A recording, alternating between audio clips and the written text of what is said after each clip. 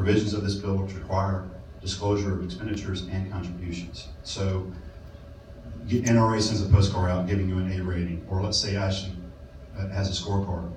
That becomes a judge of the candidate's qualifications and therefore is regulated. And so what I would say to you, from taking a step back for a moment, I have a quote here that's from a fellow that I agree with on many things named Nick Cohen. But basically, it really strikes to the heart of this. When society gives censors wide and vague powers, they never confine themselves to deserving targets. They are snipers. They're not snipers, but are machine gunners. Allow them to fire at will, and they will hit anything that moves. And it's interesting that, and I do have a great deal of respect for everybody on the panel, but Brad, I will tell you this, I have some friends that disagree with you about taking the mask off. You probably never met him, but I think you've heard of him, Alex, James, John, and Henry. Alexander Hamilton wrote the Federalist Papers anonymously. Back then, he was trying to fight for the ratification of the Constitution. He did not want his speech to be tarred with the idea that he was advocating for the Constitution. So he wrote these things anonymously, and later other writers came in to help him, James Madison and John Jay. Henry Adams wrote the Democracy, an American novel, basically to criticize the abuse of power of a president. He wrote this anonymously. His name was never mentioned until after his death. And of course, books, newspapers, those are the ways to communicate back when our forefathers started our country. And my point to you is that somewhat at the heart of this is anonymous speech is an important part of our American history and should be protected. So if a donor, a large donor, let's say, wants to let you know about a candidate's position, let's say, or maybe their qualifications, they should be allowed to do that as long as they're not trying to directly affect the outcome of the election. They want to inform you and make you knowledgeable about various positions or issues that relate to your representatives. And the courts have ruled that way. There was a case in Ohio, McIntyre versus Ohio elections, where an individual was passing out pamphlets that were anonymous. The law required the name to be mentioned and an address to be put down if you were distributing pamphlets. And they struck it down. And in striking it down, the court said that basically there can be no doubt that an identification requirement, which tend to restrict freedom to distribute information and thereby freedom of expression, should be protected. And they said that you should have anonymous speech for these reasons. Enhance authority, which is exactly what Alexander Hamilton was trying to accomplish. Anonymity provides a way for a writer who may be personally unpopular to ensure that readers will not prejudge his or her message. The encouragement of open discourse is the second reason you would have anonymous speech. The interest in having anonymous speech works enter in the marketplace of ideas that unquestionably outweighs any public interest in requiring disclosure. So if anonymous speech encourages more discussion. But I think striking to Ashley's point, which I can personally tell you, I saw her organization assaulted when they were trying to expose a particular bit of corruption. Safety from retaliation. The decision in favor of anonymity may be motivated by fear of economic or official retaliation. So what I would say to you is the canaries in the tunnel when it comes to free speech. We've been trying to address, the government has been trying to address this type of regulation since the Buckley case many years ago. And the federal government tried once, the court smacked that down. Our state law, which was the Wooten case mentioned earlier, was also struck down. And basically what they're saying is exactly what Ashley and I have been making the point to you. Yes, you can regulate express advocacy. Vote for, vote against, don't support, support. Or even be something that is unambiguously express advocacy. That doesn't mean those magic words. But it says that the discussion of issues cannot be suppressed simply because the issues may also be pertinent to an election. And so the courts have taken the position that you can take positions and do things that can affect an election, but you just can't expressly advocate for that candidate or coordinate with that candidate. I'll say one last thing that I found very interesting that Judge Wooten specifically entered into this case. He says that where the First Amendment is implicated, the tie goes to the speaker. And I think those are words we should hold very dear to us. Thank you, Rick. And now let's have some rebuttal from Brad. Okay. actually said, why is it that you are not allowed to criticize a public official? Well, you are.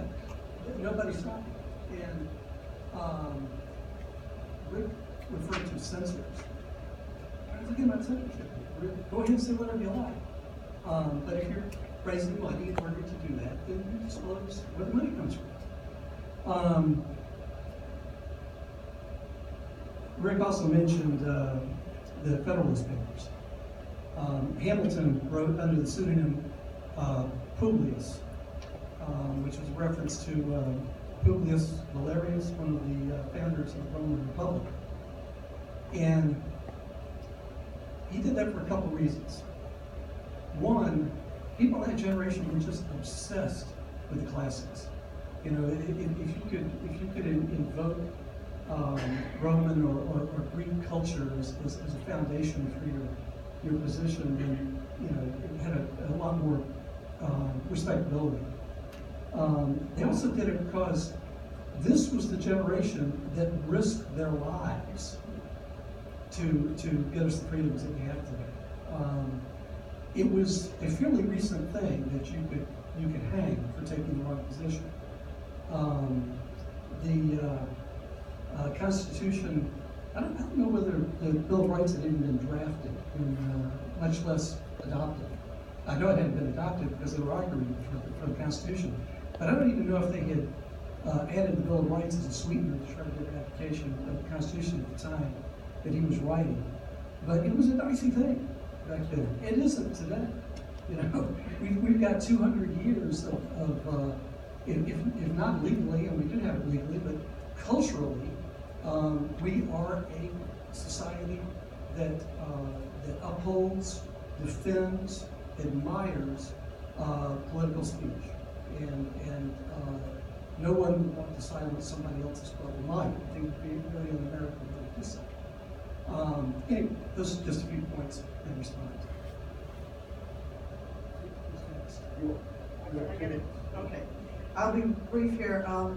You know, I appreciate the concerns that Ashley has stated and those that Rick has stated. I don't see in the wording of the South Carolina bill specifically the vagueness that is suggested there. I was myself caught in a situation, and this is horrible for anybody in the League of Women Voters to be within smelling distance of partisan politics, but I said something to a reporter that was accurate, truthful, represented our work on a bill, and actually had implications for the character and fitness of one of the candidates right before an election. I would not have been found to be electioneering under the standards in the bills that are before the General Assembly, because they make a reasonable exception for communication appearing in news stories and commentaries. I honestly answered a substantive question about the facts of the case, and you can do that. And it's also true that there are other exemptions there, including for the sort of list of legislators and their votes that we put out, many people put out. We see more protections than actually does in what is given the wording of the bills at present.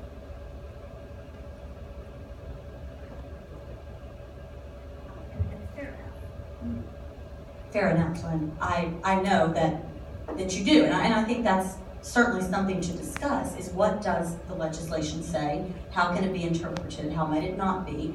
I certainly am not suggesting that everyone in favor of this legislation or who's promoting it in the State House intends for it to have a chilling effect on free speech. But Brad is certainly right that you can say anything, and we're not arguing that the law says we cannot. However, when do we end up with a chilling effect on free speech? When is it more costly to speak out? When is it not worth it to raise issues concerning powerful legislative leaders in South Carolina, who, by the way, are the least accountable, most powerful elected officials in the nation, right here in South Carolina, unaccountable power. They control not only the making of the law, but the interpretation by deciding who becomes a judge, and a vast part of the executive branch. Their power reaches far and wide, and that can be a dangerous thing. As to the legislation itself, what it says is, it says, some of the other things about the obvious, but here's what it says about communications. And by the way, The term electioneering communication is a special category in this legislation of communications, beyond an independent expenditure or a true campaign expense. We don't see the need for it, but here it is. What it says is that a communication is exempt if it meets all of the following criteria. It does not mention an election or a candidate or a party, does not take a position on fitness for office, and proposes a commercial transaction. Now, that's an and. So if you do not meet all of those qualifications, then yes, we do see a danger. The Supreme Court has said this. In the Buckley v. Vallejo case, to regulate speech, it must be unambiguously related to an election. Now, the Supreme Court has defined unambiguously two ways: the express advocacy, the magic words, vote for or against, or its functional equivalent. You know, that guy whose name starts with S and ends with H, we want that guy elected.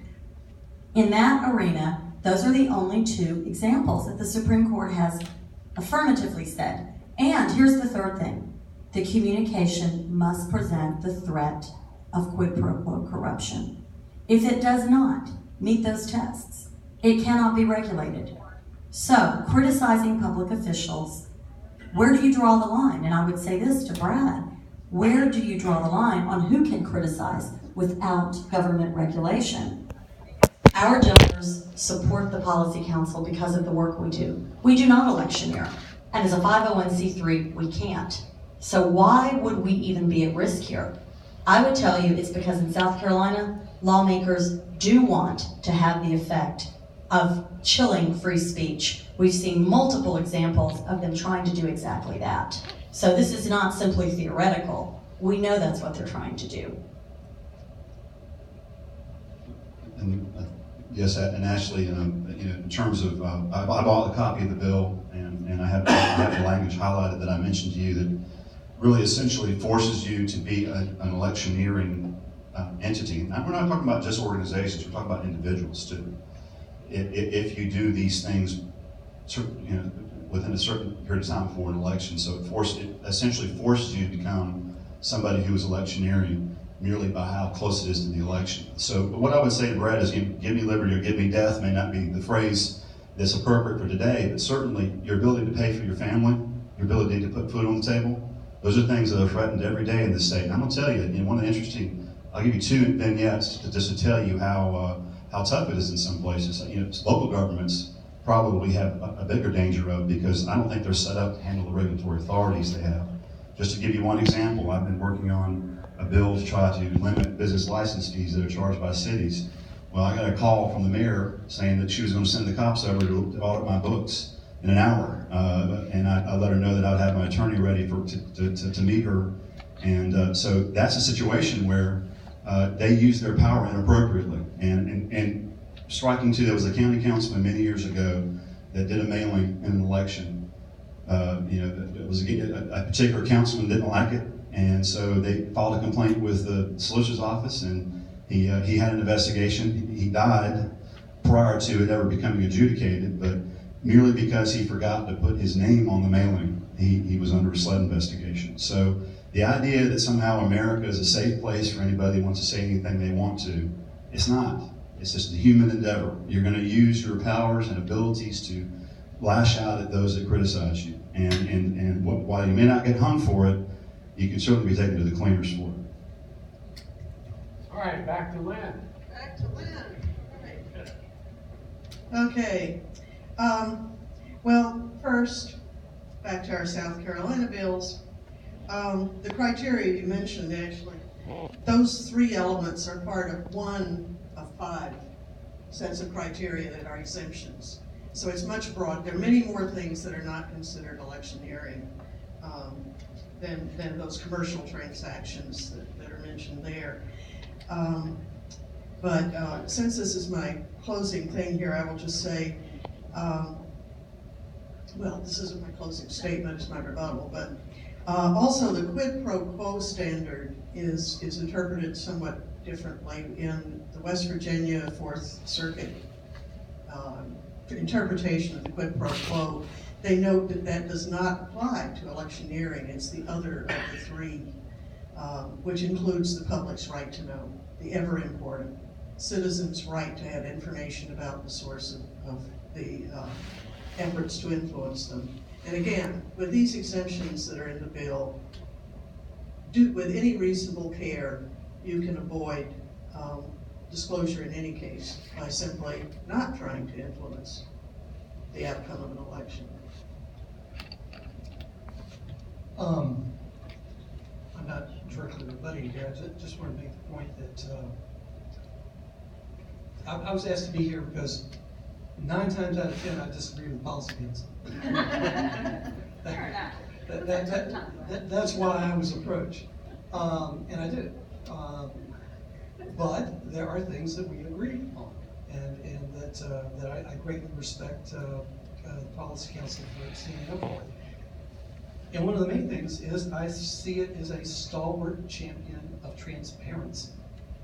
You know, this is an organization that wants legislators to disclose all their outside income, complains about lack of disclosure rightly in economic development deals.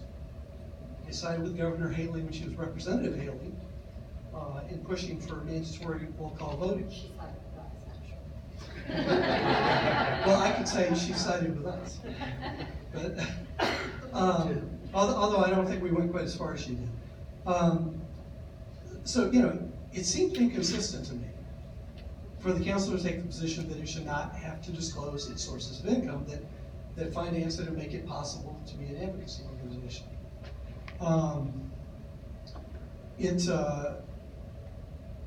Anyway, that's you know, this is not an issue that I burn to talk about. You know, it's not something I normally, oh gosh, you know, I really want to see Ashley's donors. I want to see who I know on that list.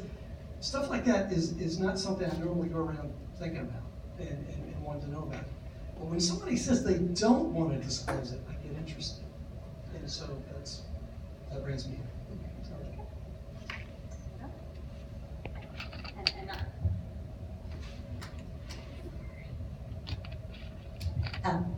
And again, fair enough. And you've raised a good point, Brad. Is it hypocritical, unreasonable of the policy council to say to elected officials, you need to disclose your income sources so that we can discern conflict of interest? Do we need them to record their votes so that we can see how, in fact, our lawmakers vote? Should government disclose every dime of spending? Absolutely. But should private citizens have to disclose to the government? It's like this. Transparency is for government. Privacy is for citizens. There is a difference. In fact, there's a huge difference. We at the Policy Council do not have the coercive power of the law on our side. Legislators do. We don't have the ability to do anything that forces you to comply with anything we believe, but they do. It isn't your money we're spending unless you voluntarily donate it. And again, why do we keep our supporters secret? By the way, all those big out-of-state, you know, those magical big foundations that supposedly support us, I wish. But at any rate, you know, those big foundations, Brad, to be honest, do ultimately have to report. There's the little secret. Here's who doesn't have to report. Our individual South Carolina donors, from which more than 80% of our funding comes. It's all of you who don't necessarily want your powerful lawmakers to know that you're supporting the organization that's really, let's be honest here, #1 on the hit list in the South Carolina State House. There are repercussions to our supporters, and in fact, the Supreme Court ruled that the NAACP was permitted to keep its donors secret. In the 1958 case, NAACP versus Alabama, the threat was retaliation from government for speaking out against government. And it's the exact same issue here. And so that's why. And I really don't have a tremendous amount to add other than to say, in broad terms, I agree with Brad in that we have to continue to struggle to figure out how to address situations where there may be abuses. But I think the issue comes to play that how you do that. So the devil's always in the detail, and I can just tell you, this somebody that sat and watched and tried to support Ashley through what she went through with the Herald matter. He wanted her donors for one specific reason, and it wasn't for transparency. He wanted to try to end her organization. And so, what I would say to you is, I think just taking a step back from the law, I think clearly the Supreme Court is going to protect groups like Ashley's and others. I think they're going to continue to do that. But taking a step back, I think you have to decide. As my grandfather was one of the smartest men I ever knew, and he had phrases that can encapsulate things like that. And he would always tell me, "Is the squeeze worth the juice?" So if we pass a bill that basically says that if you speak to the character or qualification of a candidate for office, you're now going to get regulated, you got to see your books, and you got to see how much you spend and where you spend it. I don't think the juice that may be a good public policy that you're pursuing, in the end, it is worth it, because I think it's going to destroy too many other freedoms we have.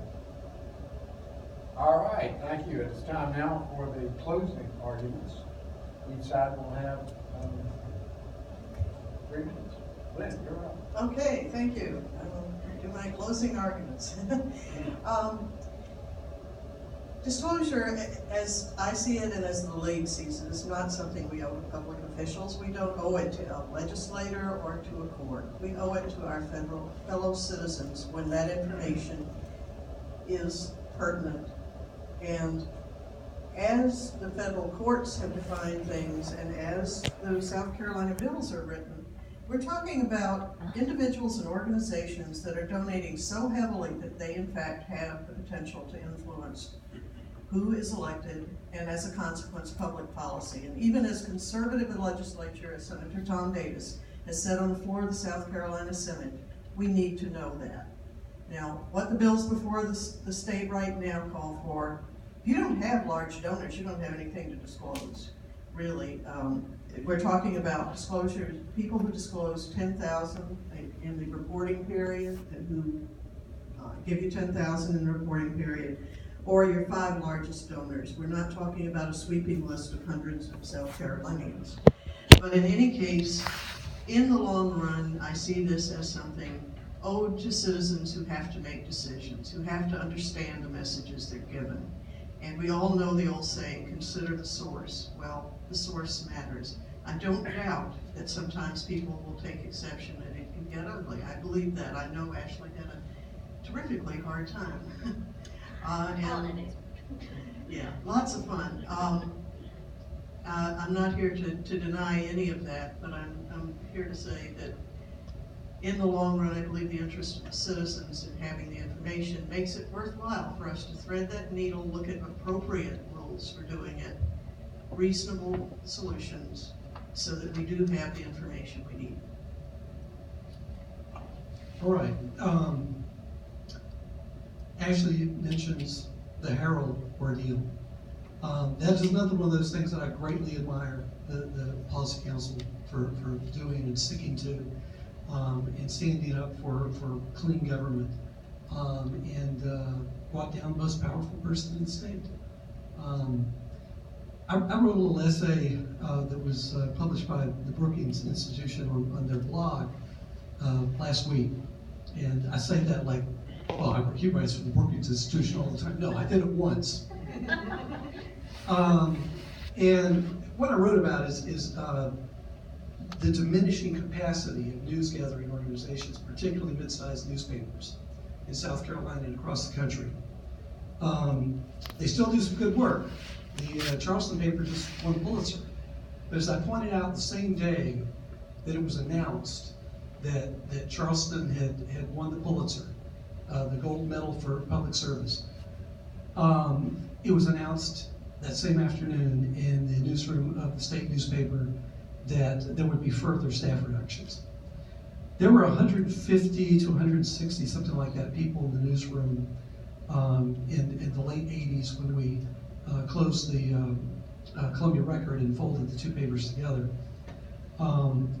Before these additional buyouts that just completed last week, there were 45 people in the newsroom. It's now down to around 30-something. And I'm a little confused because the news keep going up and down on the website, but I think it's now close to 30 people. They no longer have the capacity to do a lot of the watchdog function of news organizations as they've traditionally done. Organizations like the Policy Council are taking up some of that slack and doing some great work. The thing is, you always knew who was behind the newspaper. You always knew who was supporting it. Advertisers supported the newspaper, and by their very nature, they were very visible. That's what they were paying money for, was to be visible. If you thought there was a conflict of interest that the newspaper had because of this big advertiser or that one, you could see who it was. I think it's important that we know going forward, anyone who seeks to hold our public officials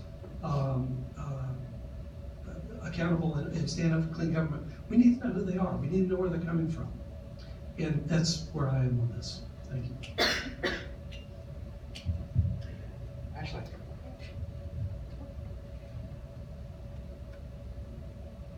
Thank you. And again, I do think there is certainly, especially with legislation, it's simply a matter of how we interpret this legislation and how it could be used versus maybe Lynn's interpretation, and there's certainly room for discussion, and this is something we should hammer out. Because what this bill could do, how it could be used, is ultimately what we have to watch for, and we've learned that in this state. So the House version actually calls for disclosure, at least in one case, of anyone giving $100. But regardless of the amount, whether it's our group as a 501c3, again, we can't get engaged in elections. But I look at other groups, and they're certainly in the same situation and more so. Do we have a chilling effect on free speech? Do we exercise prior restraint, forcing organizations such as ours and any others on the other side, whether it's an environmental issue or the League of Women Voters or anyone else, to get a legal opinion before they send out a newsletter mentioning a politician? There are other exceptions in the bill, but they're not tailored toward just plain old communications. And I'll say this, if you simply send out a vote for Joe Blow, my nephew, and it doesn't present the threat of corruption, should you be forced to be held to this regulation? Political speech is precisely the sort of speech the First Amendment was designed to protect. Speech critical of government is the speech that must be protected. And the court has ruled across the board and multiple times that only when there is a comparable public interest, compelling government interest in standing against or mitigating free speech, only then, and in a narrow circumstance in which there is direct engagement in elections. And I do want to say in closing, we do not disagree that that should be regulated. We do not disagree that if you are directly influencing an election, but I would say this, who decides if the lines aren't clear? Who decides in the districts when politicians don't like your newsletter revealing their voting record on an issue or pointing out how they're perhaps reimbursing themselves from their campaign accounts, for example? Who decides whether that does or doesn't have an impact on an election? There is no way to know that. And so we have to go back to the Supreme Court's clear ruling on this topic. And there's no question in our minds, and that of several attorneys we've consulted with, that this bill would in fact pose a severe risk and would very likely end us back up in federal court. So, okay, Rick. Thanks, Ashley. And I want to say I appreciate your organization putting this on. I've had several texts from people that are watching it online, so apparently that it is reaching out outside the room. That's awesome. What I would say, just three very quick observations about the position of the other side here. I have a copy of the bill. You're welcome to. It's online. We are transparent about that, at least. But if you spend $500, you got to report all your donors. And not only that, if you're an individual, if a private citizen gives you money, you have to include the name and primary occupation, what you do for a living, so they can track you down that way too. But I found it interesting, though, as we went through this debate. I had two lives. I was in for a while, and the legislature got out, came back in, and since I've been back, we've been trying to get an ethics bill passed. And interestingly enough, one of the reasons why the Senate finally got a bill passed is because there's some senators that are really mad that somebody ran some mailings and TV against them. And so they want to find out who the donors were. And so I understand that emotion, but my point is, I'm not really trying to protect, I'm not worried about the guy that can afford a $50,000 contribution. He can hire lawyers, they're going to be able to handle their own defense. But if you look at this bill, this is just an amendment to the Ethics Act, okay? If you're just a John Q. citizen and you're trying to, this is the bill we're talking about, the Senate version of the bill we're talking about. If you imagine, this is just the amendment, it's not all the law you have to work with. So if you actually want to be heard and you want to have your voice heard on a matter, or you have information, let's say, that maybe you want to speak truth to power, let's say, and even on a small local level, this is a landmine of opportunity for them to get in and do an audit, look at your records, and actually have you investigated. And so we have to be very careful. And I sit here as somebody that I supported the House version of the bill. I did that because I felt like I got some things out of the leadership as it relates to what is electioneering. But I let them know that I was very concerned about it. If it came back, I was going to make the fight here on this issue. And so what I would say is it's a complex issue. It's not a simple answer. You can say I want to regulate those folks that are spending a lot of money communicating to the public. And that may sound good on its face, but I think if you think about it, it has consequences. And again, I go back to our founding fathers. They understood that there are times when you ought to be able to give anonymous speech. They understood that then, and I think we should understand that now. Thank you, Rick. All right, now it's time for you to have some questions from members of the audience. I'll ask you to stand up and speak loudly so everyone can hear your question. And please give us your name and your bank account number. And your report. I'm Pat Duncan. I was interested in Brad's comments about the wording of it. I think the big issue is the truck thing.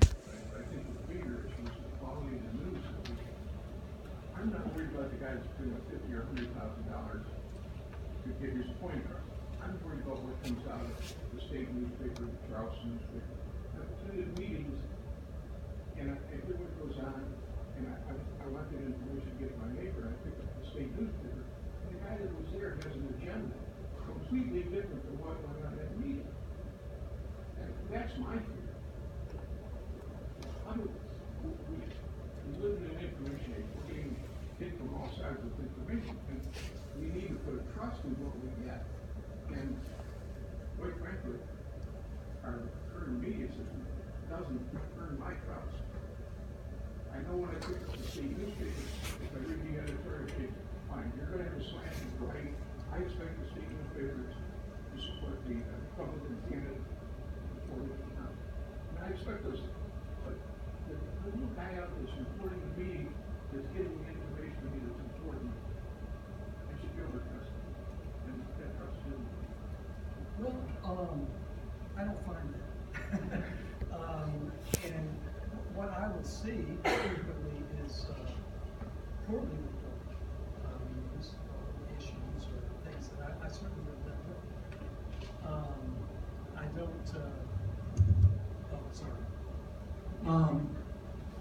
I don't see that. That people are, let me take it back. Sometimes people are reflecting a certain point of view. In an investigative series, which is presented as news, there's an underlying presumption that something is wrong here. So you're sort of making an editorial statement that this is a bad thing, by writing so much about it. I have to look at the individual instances and see, whether I see what you're seeing there. People are human, and even very professional people are human. I think that it's far more likely that what you're seeing is just bad reporting, rather than somebody actually pushing an agenda. But not seeing the instances you're talking about, I can't speak for that. I just know that I made the decision many years ago to go to opinion writing because I felt like it was more honest. You could You can say what you saw. You know, if you're a news reporter, what you're expected to do is, if somebody tells you the sky is black, then what you do is you write that down, and you run over across town, and you get somebody who you know, because they're, the way things are set up, somebody will say, the sky is white. So you write your story. It says, so-and-so said Tuesday that the sky is black. However, a spokesman for such and such an organization said the sky is white, or whichever is the opposite. However, you can see the sky is blue. You're expected not to write that as a news reporter. I prefer to go into opinion writing where I can just say, look, I don't know what's with all these people, the sky's blue. And so, you know, I actually think that opinion writing is more honest because it's more complete. So much of the truth is subjective. It's not he said, she said. But what my concern is the quality of the news and the volume of the news that you get. You said that, you know, we're bombarded by it. We're bombarded by news out of Washington to the point that we get sick of it, you know? And stuff cranked out by the parties and the advocacy groups and the very well-funded advocacy groups. You know, and it just turns us all off to the whole system because of the way they represent things and set everything up as a fight between left and right and yada yada. But what we don't get enough of is reporting of what's going on in our communities, because the shifts in the advertising business, the fact that people do not advertise the way they used to, they don't buy mass medium outlets in mid-sized cities anymore, has really curtailed what we're able to get. And that I'm very concerned about that. I would just throw in that it's not that way in every city. In Charleston paper, they have an aggressive advertising staff, they have an aggressive news staff, and that allows them to cover a lot more meetings. I agree with Brad. I don't think the reporters do it on purpose. Maybe they make mistakes, they do. But I think they try to be fair. And the case when they get on top of the big story on violence against women in South Carolina. Charleston is a privately held newspaper, and that gives it all the advantage. It is not a publicly. You're right, it does. And they fired 2 reporters in a row who were doing stories on the Herald matter. And so I think, striking to his point, it's nice that newspapers are exempt from this law of baby debt. If you weren't, what would happen is if you did a story 30 days before a primary or 60 days before a general election, they could show up at the state newspaper or whatever paper they're working at. They're going to say, I want to see every donor you have or anybody who's given you more than $100 in the last calendar year. But you can see it. It's in the newspaper every day. Well, I'm talking about subscribers. So my point to you is, well, no, I'm talking about it, even a subscription. You know, I would, if you got over $100 under this law, they would be regulated as such. And I think that's my point, is that, you know, newspapers don't always get it right. Sometimes they can be influenced. And so what is our only other option at that point? And that's for, you know, private citizens, private organizations to step in and speak. And I go back to what happened in Charles Post-Courier. I mean, Renee Dudley left there going to Bloomberg Press when she got let go. And then just very few months later, the same guy that tried to carry the ball that she started got let go too. So I don't think that's the entire story. well, maybe not, perhaps not, but I would ask you this, Mr. Ross. Do you think there was conversations between the owner of the paper and the Herald folks? I would guarantee it was. I would guarantee it. There were conversations. I'm not sure they gave into it. There would be conversations even if the newspaper was completely unaffected by them. Because of what you're talking about. I think you have to. At least go along with this point. It's possible those conversations were the result of this thing. And maybe, you know, I always have a phrase, I say that there's no coincidence in politics. Maybe it was just a big coincidence they both got fired when all the stories were being done. I don't think it probably was. Another question. Yeah, Chris Sullivan, the picture you showed at the beginning, that hung on the wall of my scout hut as a boy. And I remember thinking even then, you know, that picture's not really about free speech, it's about community involvement. Nobody's threatening that thing.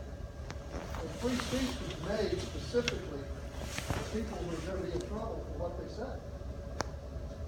And, you know, if you run for office, I ran for office, unsuccessfully against an incumbent, and I have people tell me, man, I sure hope you win, but I can't give you any money because you might not win. And if you don't win, I'm in trouble, my organization's in trouble, my business is in trouble. You'll get revenge. I had a guy tell me, man, the day after the election, you win, you tell me where to be, and I'll have the check in you. Because you'll be the incumbent then. But so free speech is not to give people the opportunity to speak, but it's to protect people who say things that are unpopular. And granted, I don't think anybody in this day and age really fears that they're going to be killed, like say in Paris, where you were killed for going to cartoon. Well, I don't know, I guess we're all in Texas, you can be killed for going to cartoon. But free speech is so that you can say what's on your mind. And one other point I'll make is knowing the author of something affects what you think about what the author says. And if somebody sends me an email and says, this is a great article, you ought to read it, and it's byline Brad Martin, I'm going to say, yeah, right. If it's byline Ashley Landis, I'm going to say, oh yeah, well, I'm Ashley Landis. And you should have that information. You should know that. Well, no, but my point is, if I get that article and I don't know who wrote it, I've got to really focus when I read that thing to really understand what the author is saying, and not just simply say, oh, that guy's a liberal, that guy's a conservative, and just kind of say, oh, well, okay, I'm probably going to read it. See, now I do that even when Ashley wrote. So. All right, I have a question back here in the back with the blue shirt. Thank you. My name is Calvert Black. I am the state coordinator for Campaign for Liberty, Lexington County. Question for you. My organization, Campaign for Liberty, we get involved in what normally are very controversial issues down at the State House. They're not something that just fly under the radar. They're pretty public, and we either have a very few close friends or a lot of big enemies. And my concern is with this bill, if it passes and we're required to disclose our donors, we would lose a lot of donors. We would lose the ability to speak for them in a way that would affect policy. And the problem is, I've had people who have wanted to write a check to me, and before they would write a check, not to me, to the organization, they would ask me, is this going to be disclosed? It's not a club, no, Campaign for Liberty, or C4. And so they write the check. So the problem is, a law such as this, which would require us to disclose donors down to $100, or maybe even only, our top 5 donors. So those top 5 donors help us do what it is that we do. Should we, as an organization, that we don't get involved in electioneering, we can't. We're a C4 organization.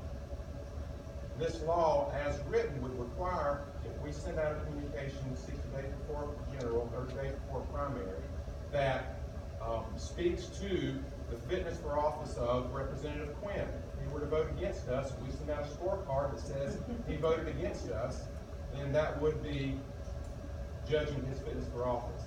Under federal law, we can do that. That's not electioneering. Under state law, if this passes, we would be. We'd have to disclose donors. We would lose our ability to do what it is that we do. Is that something that you desire for organizations such as ours, or not? Who are you asking? Just the town. Anybody? If I could. Yeah. I don't think anyone desires that, and we're, the League of Women Voters is 501c4. We also have a 501c3 branch for education funds, but that's a separate matter.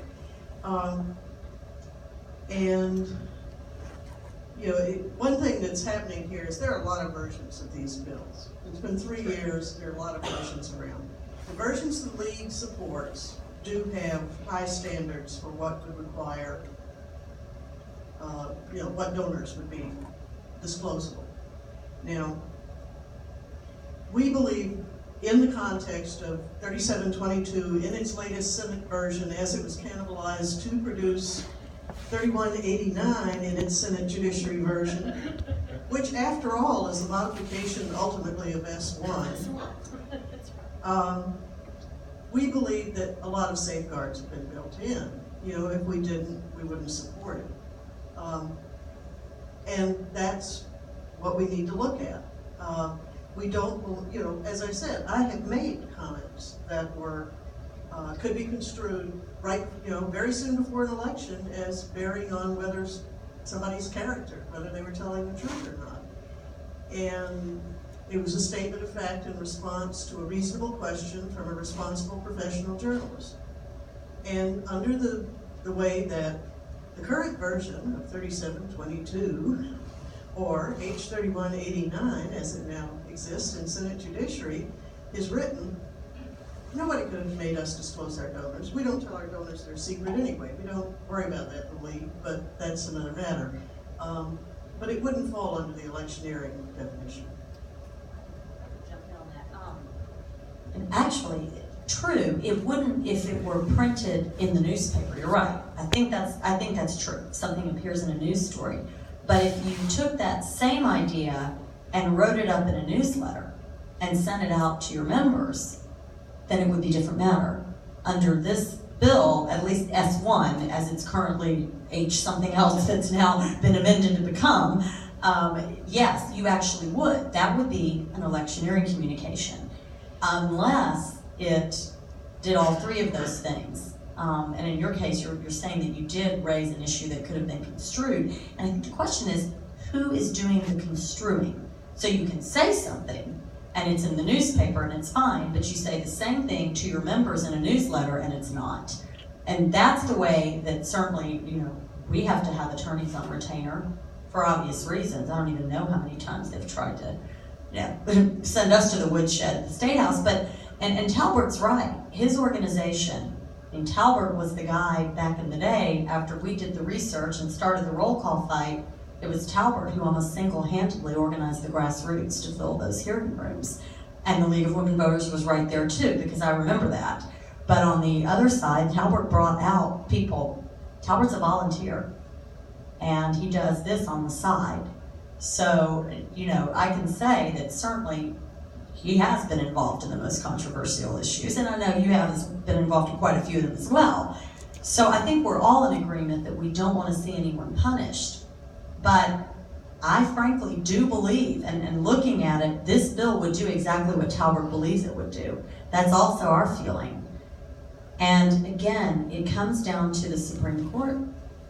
The Supreme Court says, if you're merely raising issues, if you're talking about politicians, that's protected political speech. To regulate it is the same in many ways as banning it, Brad, if it has the effect of prior restraint, so that it's too expensive for us to figure out if we should send out a newsletter.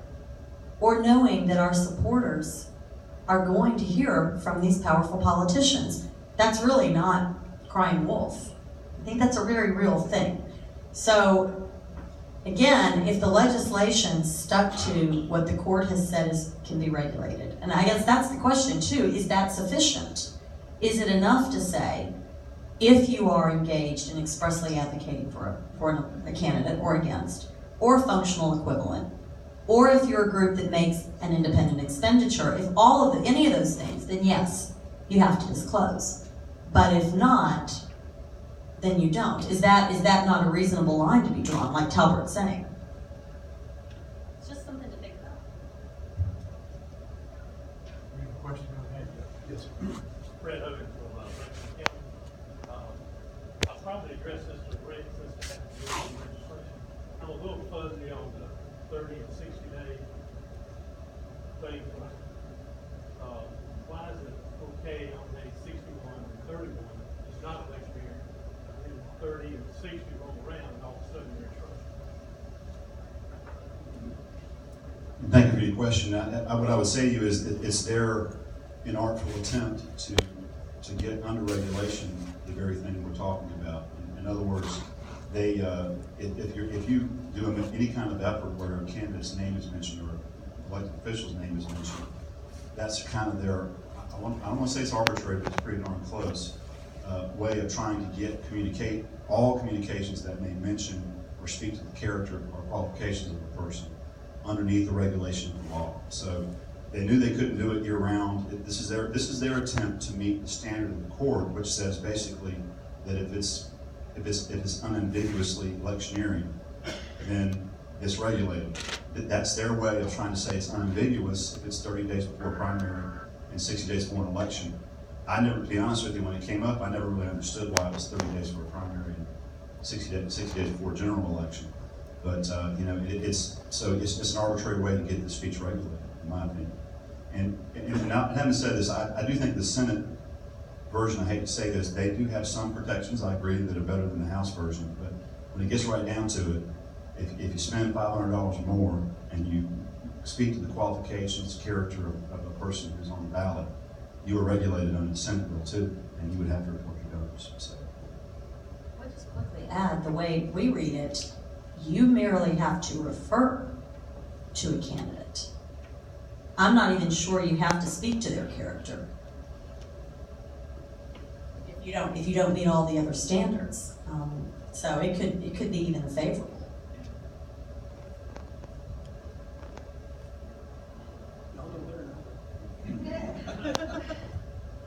Other questions?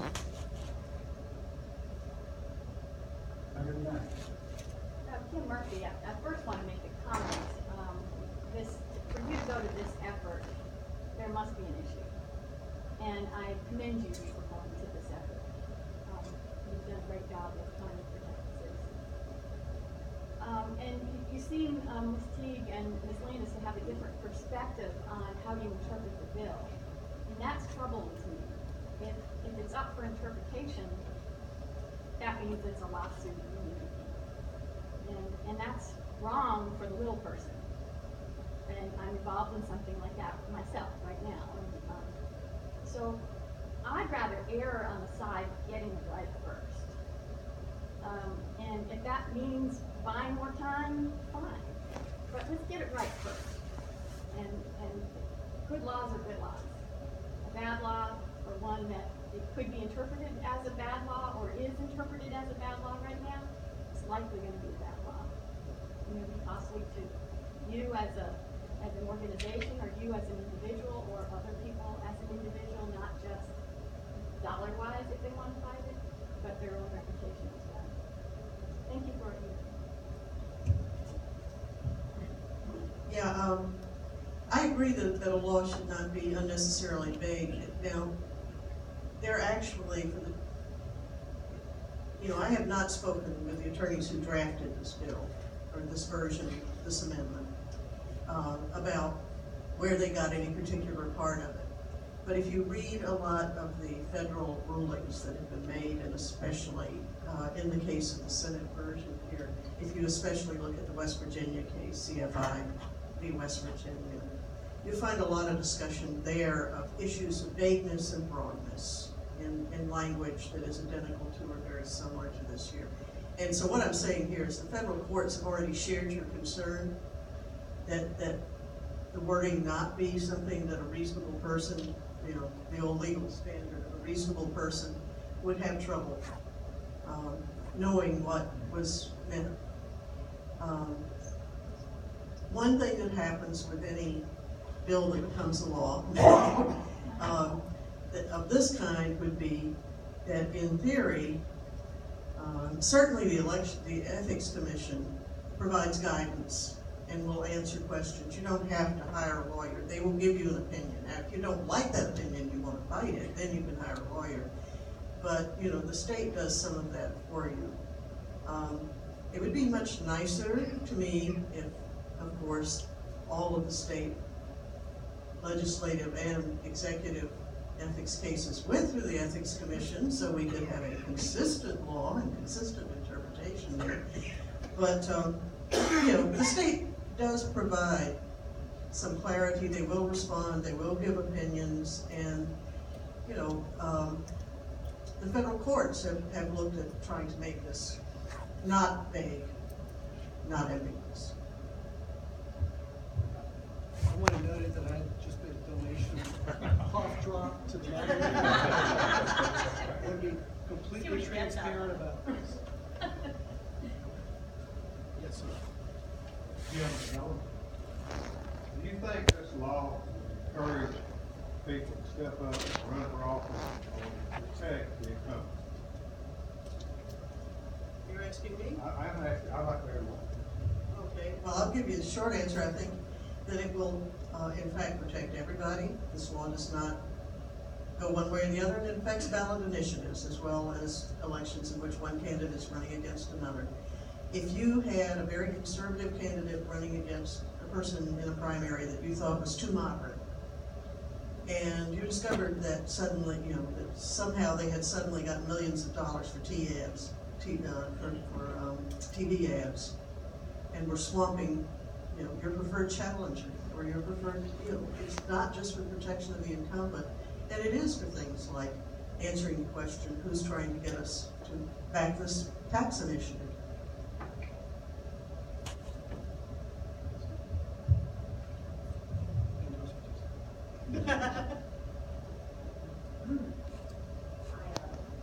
First of all, again, this particular provision is in a larger bill, and it's something that I think all of us up here do support strong laws and strong reforms.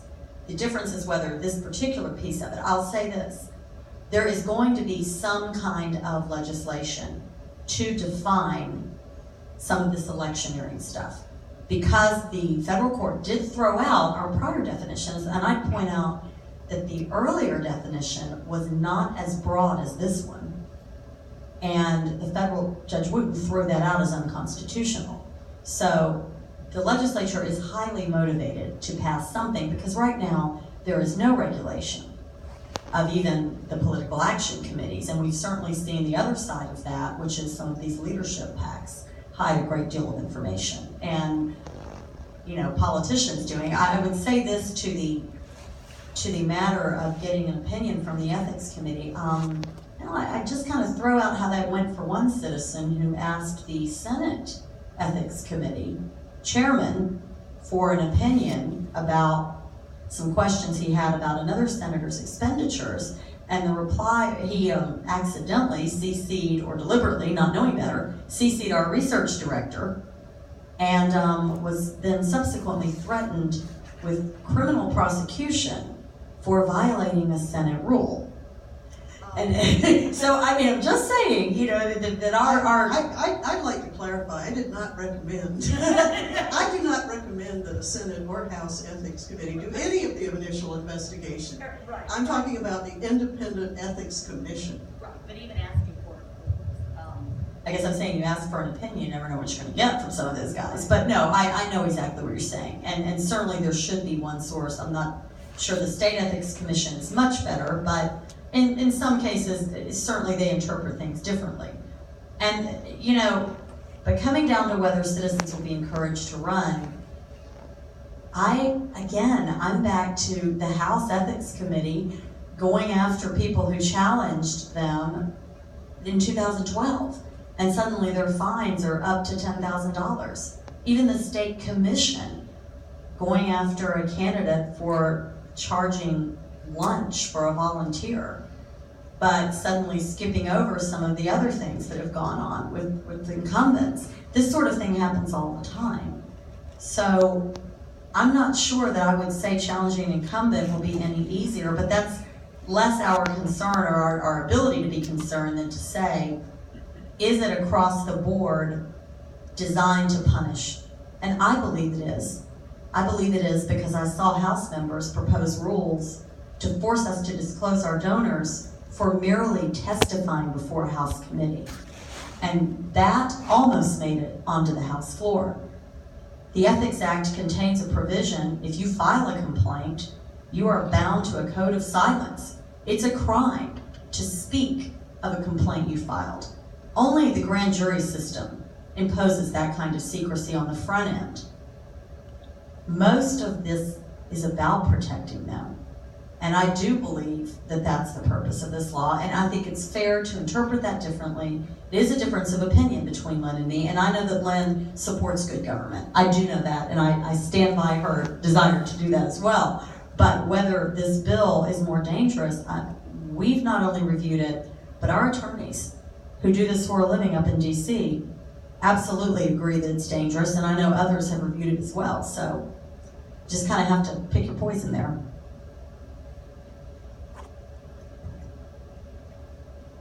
Other questions?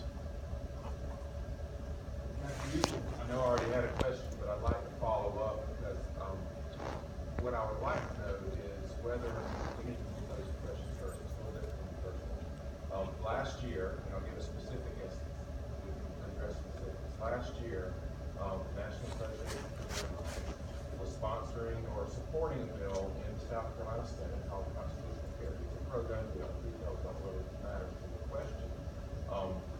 Senator Larry Martin, who is headed judiciary, was one of the senators who was opposing that legislation. National Association of Gun Rights mailed into Larry Martin's district and identified him to his constituents as one of the senators who was opposing this bill for passage. On the floor of the Senate, in arguing for this ethics bill, Larry Martin specifically named NAGR and described what they had done and said this is the kind of electioneering, although it wasn't electioneering, he called it electioneering, that we're going after with this legislation. So what I would ask you is not whether or not you think the bill would cover that or not, but whether or not you think the bill should cover that kind of speech from an organization such as that, identifying a senator as opposing an issue they support. Should we regulate that or should we not? And I'd like to have an answer from all four of you. If all you're doing is saying, Senator Larry Martin voted yes or no on this, and even going on to say, he voted no on this, if he's your senator, please contact him and ask him to reconsider his position. No, you shouldn't have to, that's not electioneering. That's ordinary advocacy. I do it all the time for the league. I send out things that say, here's a list of senators who voted for the Rankin Amendment. If they're your senators, please contact them and ask them to reconsider. None of them did, darn it. But they did get some calls and some of them were very annoyed. But my answer is, no, in that case, that's not electioneering. And, you know, I believe the way the Senate bill is currently written. Again, I'm trying to differentiate from whatever other versions may be floating out there. It would not capture that instance. I will agree with Lynn on that because Lynn said it and I trust Lynn. If you had given it to me as an anonymous statement and didn't say who said it, I would have to think harder about it. You know, I'm a 35-year newspaper veteran. I want everything disclosed, but you know, whether I would require it to be disclosed by law. I mean, you know, personally, I would just like to shame Ashley into revealing all her donors rather than have it in the law. You know, just because I think that the more information, the better. But I think I can agree with what she said.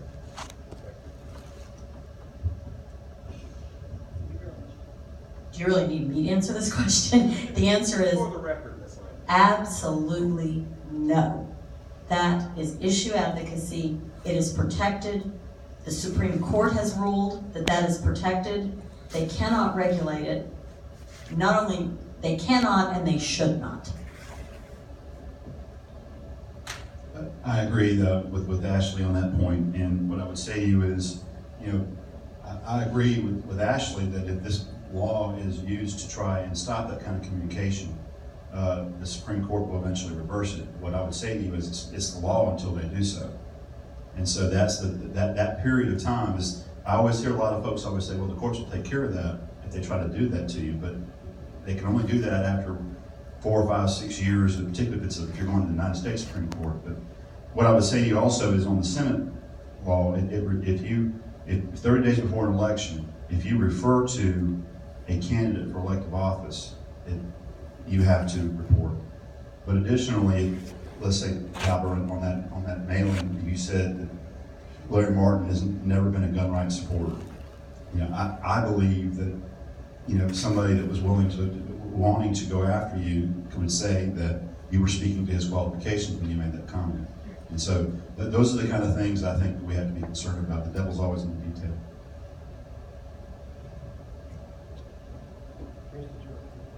No, I think they can cover it. Yes, ma'am. Yes, my name's Anna Hill. This question's for Lynn. You mentioned a few minutes ago that the courts would iron out any great rules and how the laws could be applied if they were passed.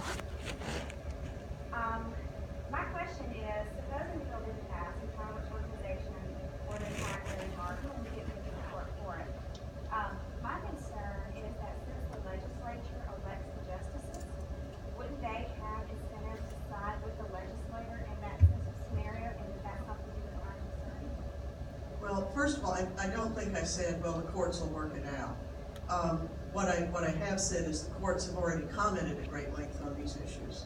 And in fact, the language that is in 3189 has been dissected word by word by the federal courts.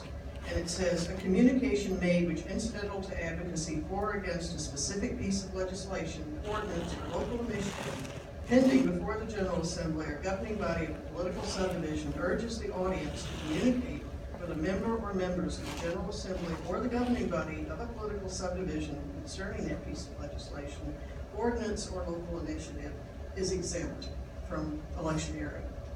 So, I mean, the courts have dissected what incidental means, what advocacy means. You know, I'm not saying throw something out there and see what sticks. Is that responsive to your question, or was there? So, is this federal court or the South Carolina? This is federal court that governs the you know, since it's a constitutional ruling, yes, it would affect South Carolina law. And it's already there. I mean, they have parsed incidental, which dictionary meaning of incidental applies here, you know, is a matter of, it's already established in the federal courts.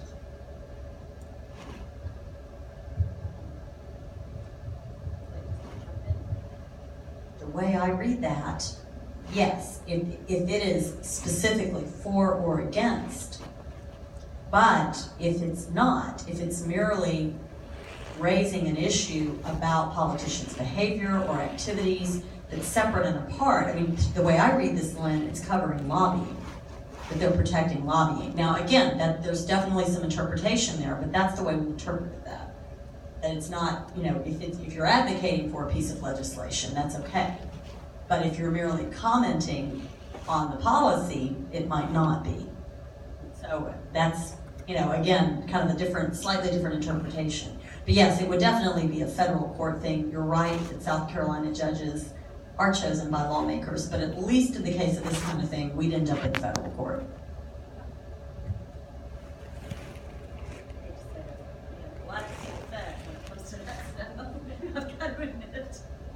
While we have a break, I'll ask a question. How could saying Larry Martin was against guns in Pickens County not be election?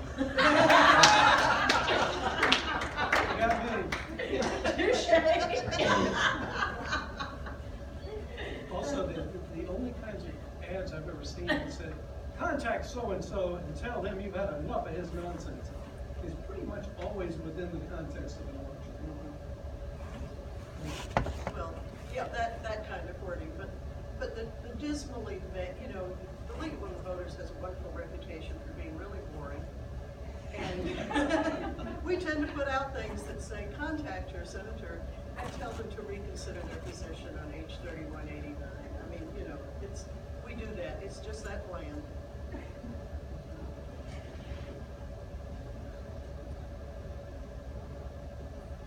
Well, I think we seem to have exhausted our questions. Let's thank our panel.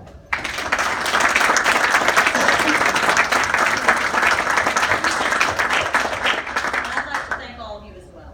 Thank you for participating. Thank all of you for coming. I think this is a good discussion. In fact, I think it was excellent. And I credit everyone up here for that and all of you for your thoughtful questions and for being engaged. And that's, you know, that's where it changes. So thank you. Thank you all. Thanks.